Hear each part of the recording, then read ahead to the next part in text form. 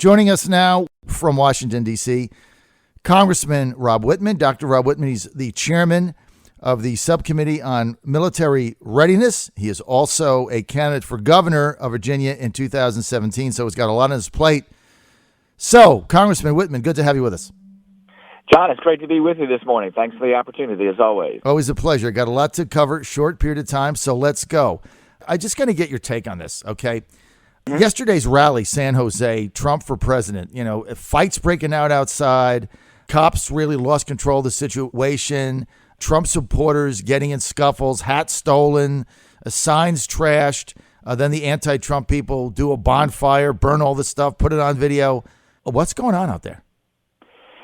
I don't know, John. It's really disturbing. Our nation is based on a free and open discourse on ideas, and we can all be passionate about it. But when we see these instances of violence, and especially where supporters are being targeted by these particular groups, and these situations where you have, these antagonistic efforts being put in place, trying to provoke individuals, trying to, I believe, actually encourage these instances of violence, it's disturbing to me. I mean, our country is better than that, and to have what we saw yesterday, and also too, certainly the law enforcement folks in these communities know that this is a potential, and for them, I think, to really take hold of the situation is necessary. I think you have to really create the expectation and say, listen, everybody can get out there, you can freely and passionately express your ideas, but you are not going to engage in violence, and to make sure that they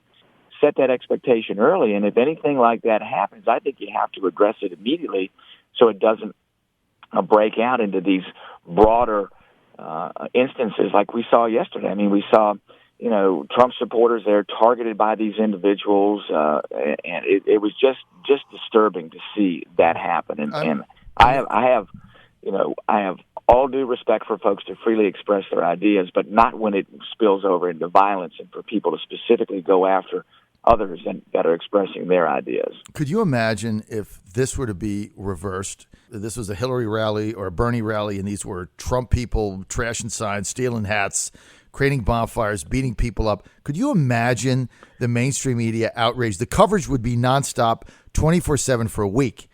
I mean, the bias in the media is incredible.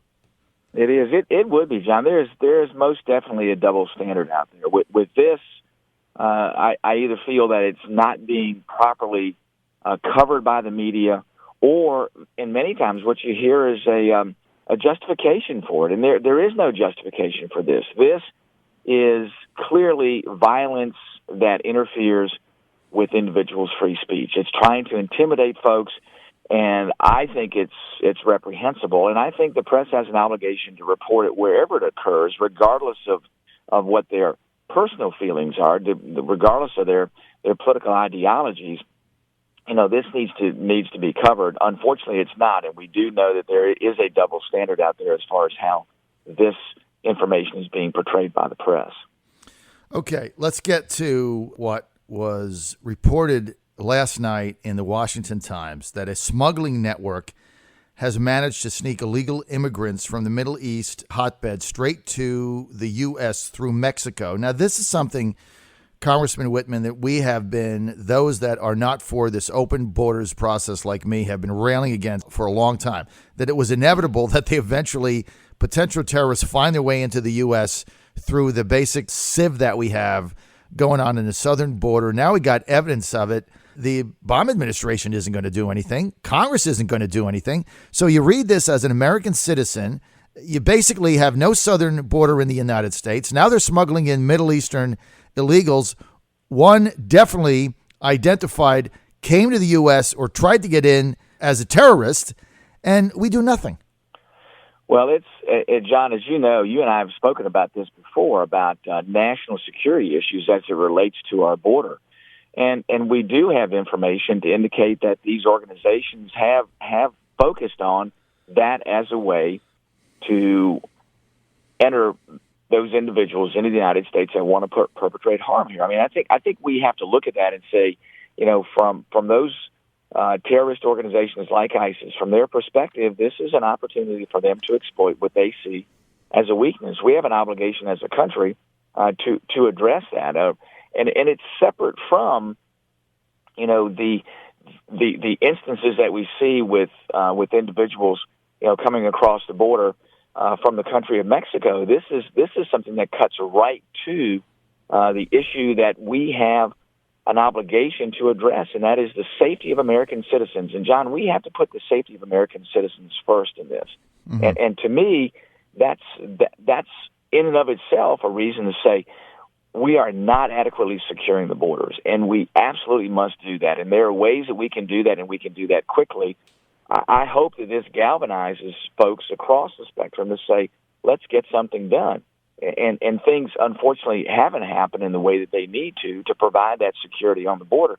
I've had the opportunity to talk to a number of immigration's custom enforcement agents there, and they are frustrating the lack of consistent enforcement on the border and the things that they are doing and that they're being asked to do. So there are a lot of I think additional efforts that need to be undertaken to make sure that we secure the border, knowing that these organizations are trying to exploit that. They are purposely trying to bring folks across, and we know the purpose that they have in trying to bring folks across the border, and it's not anything other than to harm Americans. Congressman, I just got to ask you this straight out. Mm-hmm. You've got a lot of friends up there. When you talk to some of your colleagues, either side of the aisle, that are part of the Obama let everybody in open borders crowd, and you get things like we just saw come out yesterday in the Washington Times, and thank goodness they did the work to put this out there.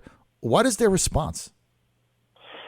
Well, I think some are genuinely concerned about it and understand that this is indeed a national security issue. Others, I think, tend to look at it myopically, unfortunately, and say, no, this is we are a nation of immigrants and people should be able to freely pass. The thing is, John, is we're a nation of laws, right? And the laws state clearly about how people can come into the country, and we need to follow those. And those, I think, are fundamental to who we are. And I don't care what your political affiliation is.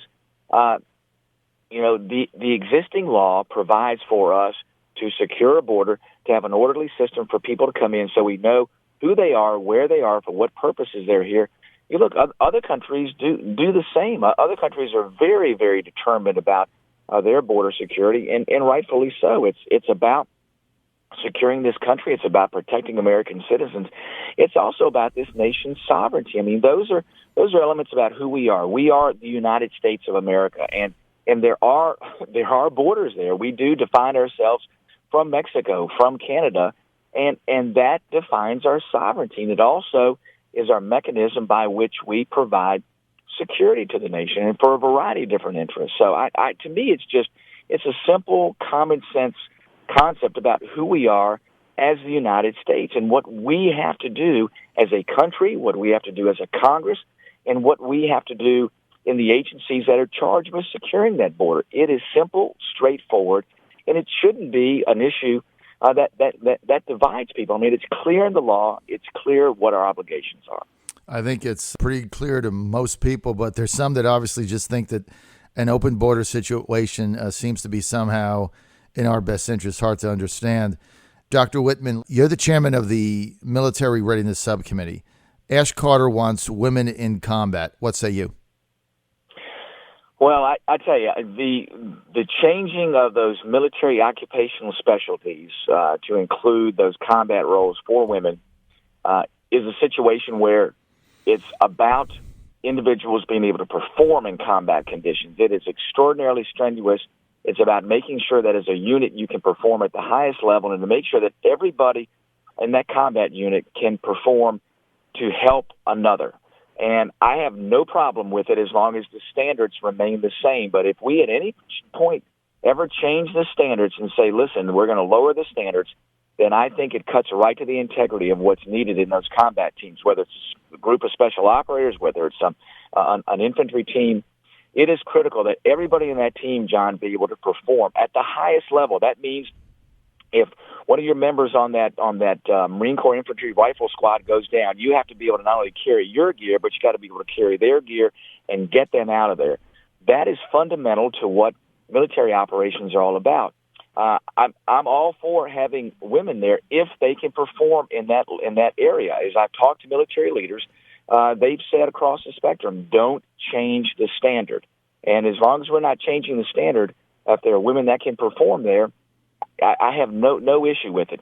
The challenge then too is to make sure that as that unit performs, that those women across the spectrum are part of getting that job done. And I don't doubt that there are some out there, but again, my concern is not trying to manage this situation to a number, not saying, well, we have to have a certain number of women there. If women can qualify, if women can do the same thing as their men counterparts, then bring them in. But if not, you should not change the standard, because I think if you do, or I know if you do, you endanger others on those teams that are doing extraordinarily difficult jobs. As you know, the jobs we ask our special operators to do are the most dangerous in the world. When you're on an infantry team, they're right directly on the front lines. Those are extraordinarily challenging and difficult jobs, and you have to be able to perform at the highest level. If you do not, then other people on that team, their lives are in danger. So making sure the standard stays the same without change is the way we must manage those combat military occupation specialties. So basically, you have no problem with the gender serving in combat roles as long as they meet the standards that we have now. That's correct. Yeah, that's correct. And those are very, very high standards. The standards should not change, nor should we try to manage to a quota. It's about performing. This is a highly stressful job where people's lives are on the line, extraordinarily dangerous. You cannot change the standard. We must maintain the highest standards, the highest levels of performance in those areas to make sure that when these individuals go in and do this difficult job we ask them to do, put their lives on the line, that they do so with full confidence that everybody on that team can perform at the highest level, and everybody on that team is capable of having the other one's back and carrying the load if that other person goes down. Okay, there's a rumor circulating now that you have made Trump's list of vice presidential candidates to be vetted. True or false? I haven't heard anything about that, John. Not a word. I am focusing on making sure that we are successful in 2016 and then in 2017. So I haven't heard a word about that, nor have been contacted by anybody. And my focus is on the job I've got in front of me. I know that there's a list of many other very, very capable folks out there. I'm sure that Mr. Trump is vetting. My focus is on the folks in the first congressional district and the great folks in the state of Virginia. Well, I started the rumor. Okay, let's get to. Well, a rumor it shall remain. It's taken off, though. I got to tell you, seriously. No, I started it, but it's real. Other people have said it also, but thanks for clarifying that. Sounds like you've not been contacted by them. You're running for governor 2017. I believe it's going to be a convention. That was a deal that was made. I think you have to stick by your deals. I'm a believer in that. We'll see what plays out. Republicans filed a lawsuit to stop Terry McAuliffe from basically signing a blanket executive order reinstating the voting rights of 206,000 felons in Virginia. Republicans filed that suit. It's going to be heard in July. How do you stand on that? I am so glad that they filed the suit. I've had conversations with a number of folks in the General Assembly about that effort, making sure that we did push back about what I believe is an unconstitutional step by the governor. The Constitution of Virginia, I think, is very specific about the governor's role in restoring voting rights for convicted felons. I believe it needs to be done on a case-by-case basis. And governors in the past of both parties have said the same. To be able to go in and carte blanche restore these voting rights doesn't give due consideration to the severity of the crime. It doesn't give due consideration to whether these individuals have been paid restitution to their victims. It doesn't give consideration to the full scope of what those individuals would now be doing in relation to what comes with the restoration of the voting rights, serving on juries, and what their role would be on a jury. We're already seeing some folks requesting that these convicted felons now serve on juries, and especially those that have been convicted of the same crimes that they're asking now to judge others on. Another thing, too, John, is, as part of that, too, restoration of voting rights allows these individuals to serve as notary publics. Mm-hmm. Now, notary publics are supposed to confirm that there's no fraud associated with documents and people confirming that they are who they are. Now, think about that. If you have somebody that's convicted of felony fraud, is now going to be a notary public that now verifies that things aren't fraudulent. I mean, there's all kinds of issues there that I think are brought up with this. Again, folks serving on juries that have been convicted of a violent sexual crime, would you want them serving on a jury? No. Casting judgment on somebody else that's been charged with that crime? No, I would not. So it is mindless to do this carte blanche. It needs to be done on a case-by-case basis, which is the way it's always been done, which previous governors have said is the right way to do it. Well, he could do the same thing. I mean, you divide 200,000 by however many a day, and, you spend an hour and you review them. You get your staff to review them every day. You sign it with an electronic signature. You get the same thing. There's a rush to judgment. In my opinion, I'm sympathetic to the overall vision of what they're trying to do. I think if they simply said it's going to be effective November 10th, it would have changed the dynamic. We'll see what plays out. We're out of time. I'm going to see Congressman Wittman on June 11th at the Marty Williams for Congress event, wherever it is. He's going to be there. So will I. I'll see you then. In the meantime, Congressman, have a good weekend. And Trump Wittman, I love it. I'll see you.